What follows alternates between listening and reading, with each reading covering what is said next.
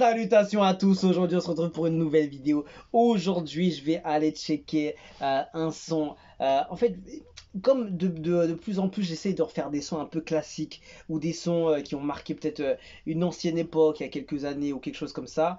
Et je me suis dit pourquoi pas aller écouter les anciens sons de Didi, mais vraiment les sons qui remontent un peu plus loin, tu vois ce que je veux dire.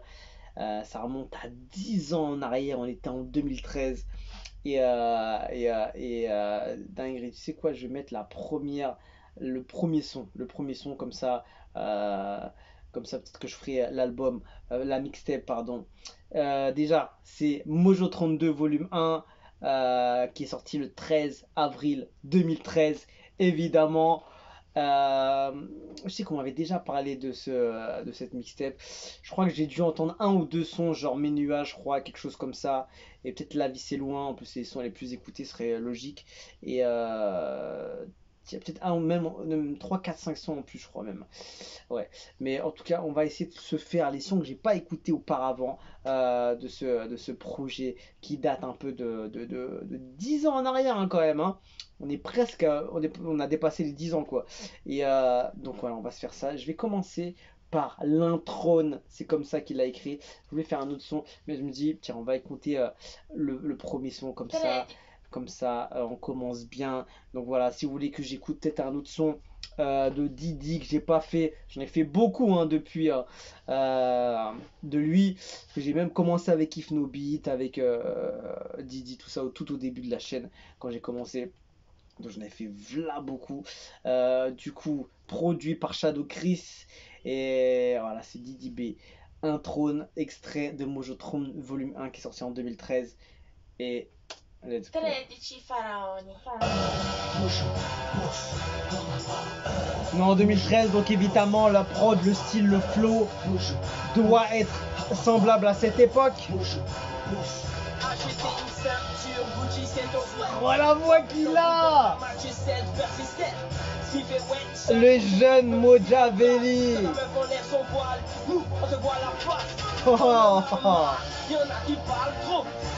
Rick Ross, le style de Rick Ross à la prod.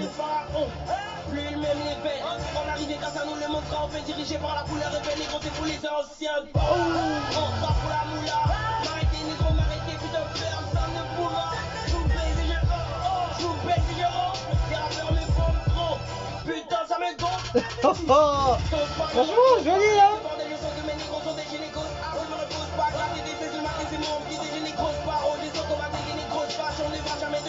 Oh là là, le feu qu'il envoie. Shadow Chris, le meilleur beatmaker, je sais que ça pique. Moi je trouve que c'est faire mieux, même dans 10 ans, personne n'en sera capable. Qui dit que c'est un boss et même l'instru se marre. Je mets une pause obligée. Il a dit. C'est faire mieux, même dans 10 ans, Shadow Chris, le meilleur beatmaker, je sais que ça pique. Moi je trouve que c'est faire mieux, même dans 10 ans, personne n'en sera capable. Mojo Throne mixtape, même dans 10 ans, personne n'en sera capable. Est-ce qu'il a eu raison? Ça fait 10 ans plus tard, est-ce qu'il a eu raison? Shaker, je sais que ça pique. Moi je trouve que c'est faire mieux, même dans 10 ans, personne n'en sera capable. Qui dit que c'est un boss et même l'instru se marre. Même l'instru se marre. Oh God, pardonnez-moi, je fais tant de morts. Franchement, il a du feu en lui depuis longtemps en fait.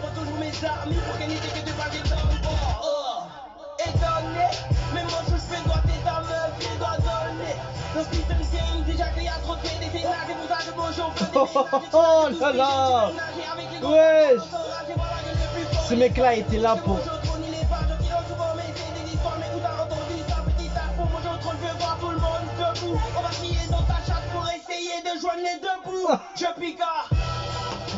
Ouh.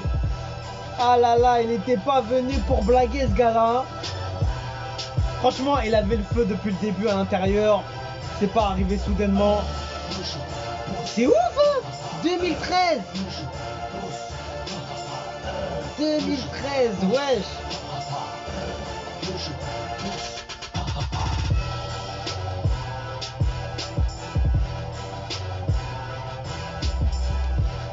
Franchement, c'est vraiment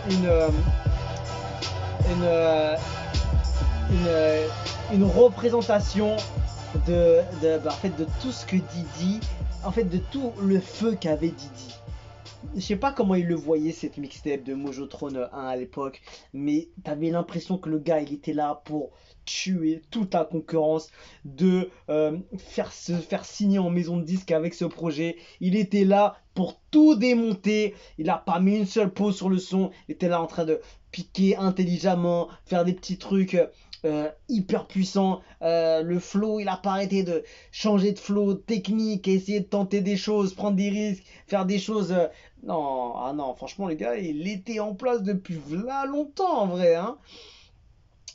Un trône, ça s'appelle. C'est un trône, ça s'appelle. Shadow Chris à la prod. Il a fait la même sauce que ce qu'il y avait à Miami à ce moment-là.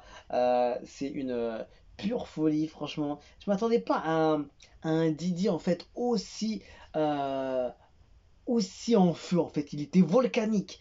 Et tiens, je vais regarder.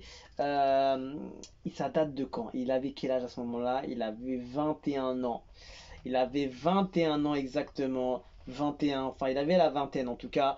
Il avait 20 piges, 21 ans exactement. Si tu prends 10 ans en arrière, ça fait 21. Donc il avait 21, là il en a 31. Il a pris de la maturité, s'est professionnalisé. Il, euh, il est plus impactant à chaque ligne. Alors que là il était impactant sur tout le long. Mais c'est vrai qu'après à ce moment-là, à cette époque-là, c'était vraiment ce genre de flow hyper technique, ça allait dans tous les sens. Il fallait vraiment être bouillant, être plein de rage et tout pour élever le niveau. Et il l'avait, hein, il l'avait. Et ouais, je suis pas étonné, mais je suis quand même surpris du feu qu'il avait, hein. Ah ouais, il avait un feu dans le ventre poteau. Comme jamais, il n'y a pas les commentaires, dommage. Dites-moi ce que vous avez pensé de ce son. Est-ce que vous l'avez entendu? C'était où que vous l'avez entendu la première fois? Est-ce que c'est cette mixtape qui a tout démarré pour Didi? Ou bien comment ça a été reçu en Côte d'Ivoire ou même dans d'autres pays? Ce jeune Didi qui arrive et qui fait du sale comme ça. Tiens, je crois qu'il doit avoir une page Wikipédia. Euh, alors, est-ce que c'est les débuts totalement de Didi ou pas? Car Didi B commence sa carrière à 3 ans en apparaissant dans le clip de Death Society du chanteur ivoirien Mayway. Ah ouais, c'est pour ça que souvent j'ai entendu cet artiste qui citait, je crois. En 2013, il remporte le prix de sa meilleure équipe de rap avec le groupe Kiff No Beat. Ok, donc en 2013, c'est là que ça commence. Mais il n'y a pas écrit à quel moment il a envoyé. Donc voilà, en fait, discographie 2013 et 2022. Et voilà, c'est tout simplement ce qu'il a sorti. Ouais, donc moi, je crois, j'ai l'impression que c'est un peu ce qu'il a sorti, hein. C'est un peu ses débuts, hein. S'il y a des choses plus tôt encore, ce serait étonnant, mais c'est pas impossible. Sur YouTube, on trouve tout. En tout cas, ouais, grosse claque, hein, quand même, hein.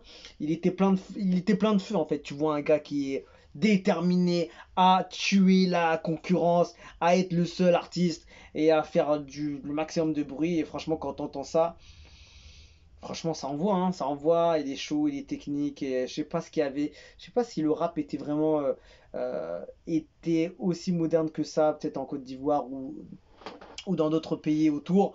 Mais en tout cas, tu sens qu'il est adapté totalement à l'époque de 2013. C'était vraiment ça qu'on voulait, tu vois. Ce genre de feu, ce genre de prod, ce genre de... Putain, un gars, il pète tout, il explose tout.